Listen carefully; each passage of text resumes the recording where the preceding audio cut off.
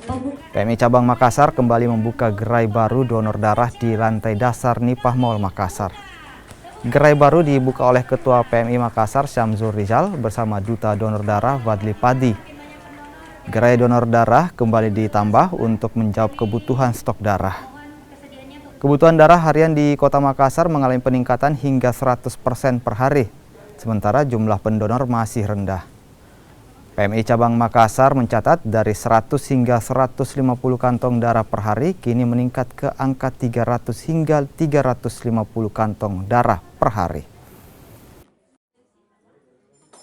Alhamdulillah hari ini kita berhasil membuka gerai donor darah PMI Kota Makassar di Nipah Mall ini. Ini gerai yang ketiga sih sebenarnya luar PMI, selain di Mall Ratu Indah juga dia ada di Unhas, dan mudah-mudahan ini bisa mendekatkan pelayanan kita. Di Unhas ini sementara kita rescheduling.